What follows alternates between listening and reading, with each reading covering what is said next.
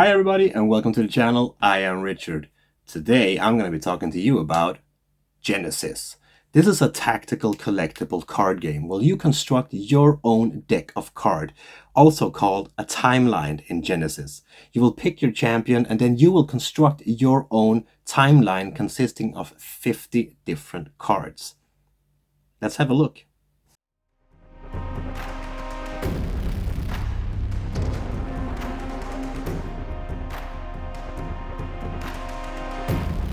What I have here is two finished deck of cards. These ones are ready to play straight out the pack, but I also have some booster cards. Now, if you're familiar with any type of deck building games, you will be familiar about booster packs. These are packs that you can buy to boost your finished deck of cards. I've opened these, but I haven't really looked at them yet, so let's take a look at it. On these booster cards, you will find different kinds of symbols up here. All of these symbols needs to be the same that are on your champion, otherwise you can't use them in your deck. Like I said before, you need to construct a timeline. And the timeline is all based on your champion that you choose. So you can't pick any booster to put into your deck unless the symbols match your champion. Your timeline cannot exceed more than 250 points of chi value. So each card has a chi value. You can see this is 5, and your deck cannot consist than more than 250. So either a max of 50 cards or a max of 250 chi value. The good people over at Haunted Castle Gaming sent me a bunch of booster packs that I showed you before, but they also sent me a bunch of champions, which means that I can actually pick these champions and construct my completely own deck of cards. Constructing your own deck of cards takes time, and you also need to know how to actually play the game, what kind of cards you want to play, what's your strategic. So I need to play this game a couple of times before actually constructing my own deck. But it's a really cool way to engage your players and engage your gaming, and just build your completely own strategy is a quite cool thing. So this is Malik. This is one of the starting champions. You can see down here he has a symbol that says starter, which means that these cards are the ones that you will start your game with. You have your different attacks and abilities here, and you have your different symbols. These are the symbols that you need to build up your line of deck. So you can see here there's some of them that match up, which means that they can be combined. You also have some health and aura up here, and you have the same thing on your summoner, which means that this card would go first and later on summon this card. So in Genesis there's a lot of different cards, there's a lot of different champions, there's a lot of different heroes. And like I showed you before, you have the booster packs, which means that you can boost up your game pretty much any way you want. But let's take a look at some of these cards, because you have a bunch of different things on these. You have, for example, something that's called a swift attack, but you also have actions. Now, in the rounds, I will show you this later, but if you play 2 movements in the first phase of your round, you jump directly to the end round, the 3rd round, which means that you can't do actions then, but you can still do a swift attack. And you also have continuous. This ability will continue during your gameplay as long as this character is alive. So this one, for example, will reduce all holy damage by 1 during, well, his lifetime. You will also find different kinds of triggers. These triggers will trigger during different types of circumstances. This one on the Death Eater, for example, triggers when he enters the arena. But the Rampage touch, that's a technique. So this is a battle technique that you use during your battles. So when you use this one, this means that you can toss your opponent to any spot near you.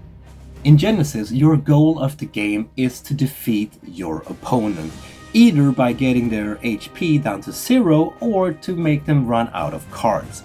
You can do this by using summons, and you will be using a bunch of different summons in this game.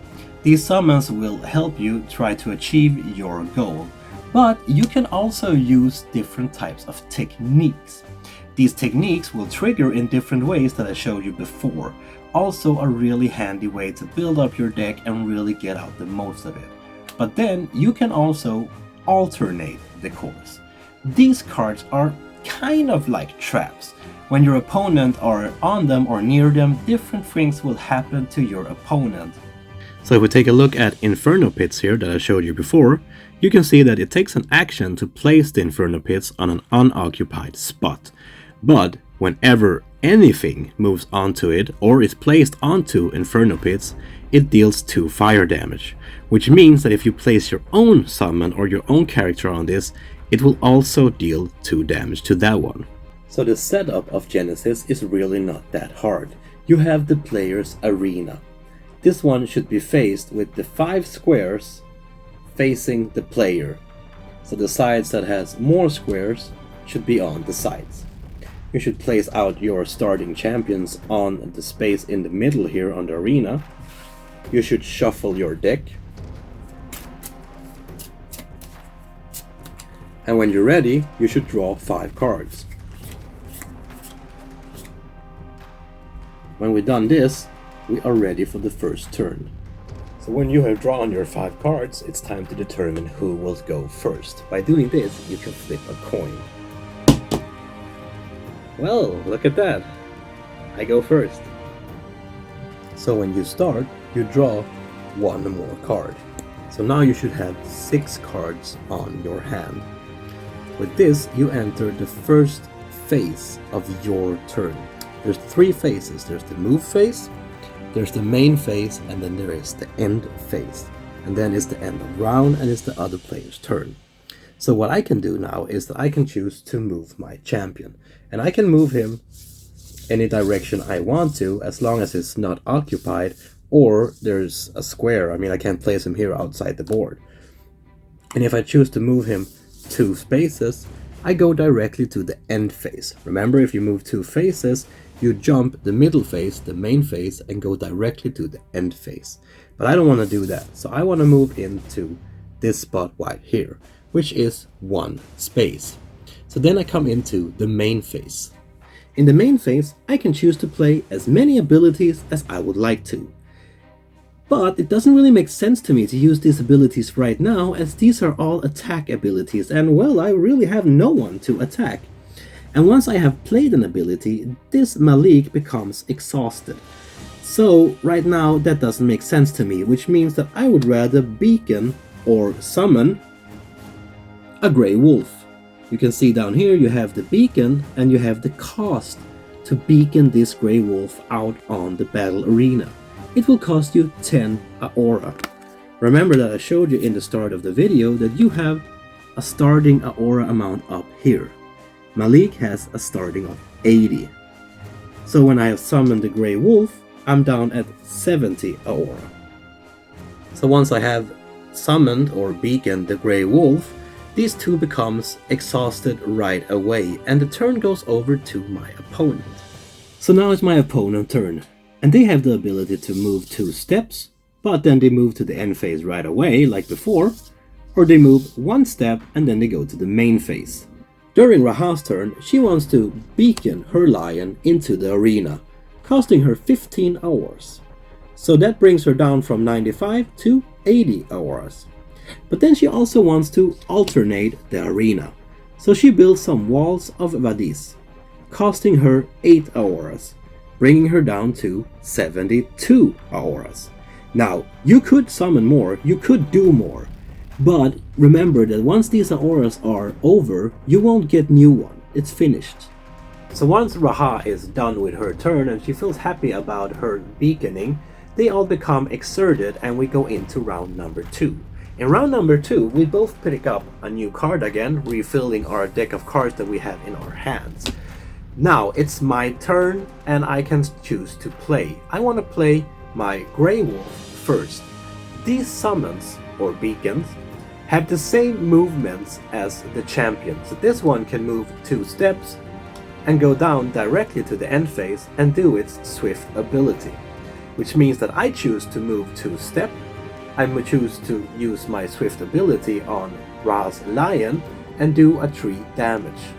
During the move phase, you can choose to move your card and rotate it. Now, why would you want to do that? Well, some cards need you to face the enemy to be able to attack. You can tell that by the symbol up here in the middle. You have an arrow representing your warrior. Then you have a red dot, or dots depending on the card, showing you how your card or warrior needs to be faced to be able to attack. This hound, for example, needs to be pointed towards your enemy to be able to attack. But, for example, Raya's lion can be next to the enemy and still be able to attack. Once my wolf have done its swift attack on Raha's lion, it becomes exerted, and then the turn goes back to Raha. Because that's the turn order here in Genesis, you go back and forth.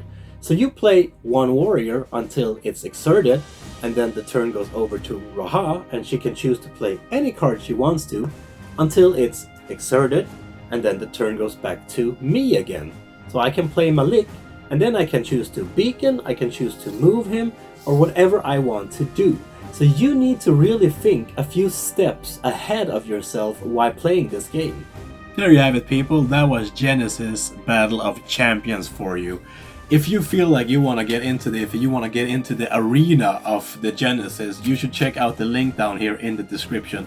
There are so many different types of cards in this game. There's a lot of different booster packs, a lot of different techniques, a lot of different heroes, a lot of different skills for you to use.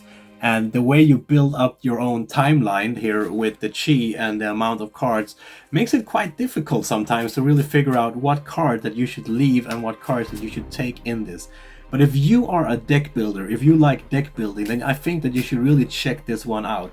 They have a bunch of different stuff out there. Like I said, the link is in the description, so check that out. If you like this video, please throw in a comment for me and tell you what you liked about it.